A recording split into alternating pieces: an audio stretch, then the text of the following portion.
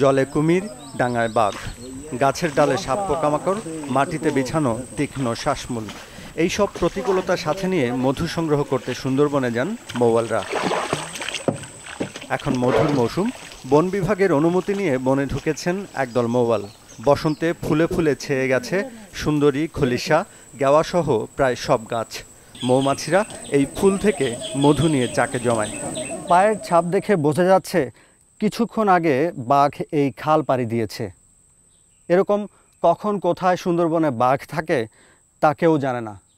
এই বাস্তবতা মেনে নিয়েই মৌয়ালরা সুন্দরবনে আসেন মধু সংগ্রহ করার জন্য। তাদের অনেকেই বাঘের আক্রমণের শিকার হয়েছেন, প্রাণ হারিয়েছেন।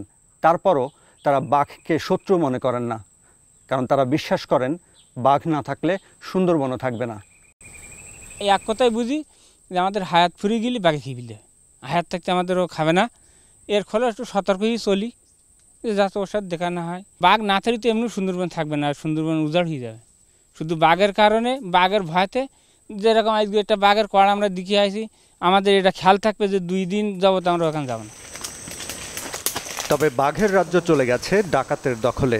বনে ঢোকার আগে মৌয়ালদের জনপ্রতি 10,000 টাকা চাঁদা দিতে হয়। না দিয়ে ঢুকলে ধরে সব রেখে দেবে, মুক্তিপণের টাকাও নেবে কয়েক গুণ বেশি। ভয় পাই ওইটা বেশি, বাঘের চেয়ে বেশি ভয় পাই আমরা জলদস্যু। দেখতে দেখতে দুপুর। জোয়ার ভাটার হিসেব মিলিয়ে ছোট একটি খালে নৌকা আটকে শুরু হলো রান্নাবান্না। অল্প সময়ের মধ্যে রান্নাও হয়ে গেল। এরপর খাওয়ার পালা। এটা সত্যিকারের বনভোজন। একসাথে খাওয়া শেষে আবারও মৌচাকের সন্ধানে নামা। যখন ফিরি তখন মনে করেন এরকম 15-20-30 মণ করে মধু নিয়ে আমরা ফিরে আসি 1 মাসের মাথায়। সব খরচা টরচা দিয়ে দেখা যায় 2-10 হাজার টাকা করে আমাদের সামনে থাকে। এই বনজীবীরা সুন্দরবনকে মায়ের মতো ভালোবাসেন, কারণ ঝড় জলোচ্ছ্বাস থেকে তাদের রক্ষা করে। আবার রুটি রুজিও এখান থেকেই আসে। জানি যে জঙ্গলটা আমাদের টিকে রাখতে হবে, জঙ্গল না টেকালে আমরা টিকতে পারবো না। জঙ্গলে আমাদের বিশাল উপকার করে। যেরকম আইলা যদি এই জঙ্গলটা আমার সাইডে না থাকতো তো আমরা তো সব ভেসেই যেতাম, ওই তুফানের বাড়িতে ভেসে যেতাম।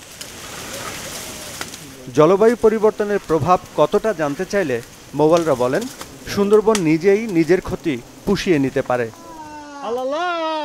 নিজেই ঠিক, এ আল্লাহর তরফের থেকে ঠিক। এটা হলো আল্লাহর দান, আল্লাহর দেওয়া জিনিস, এ কমতিনি আর কমবো না বলে আমার মনে বলে। এ একটা মরলি 5টা হবে। দিনের আলো ফুরিয়ে এলে বিরতি, রাত পোহালে আবারও প্রাণ হাতে ছুটে চলা। G M Mustafizul Alam, channel 24, Satkhira.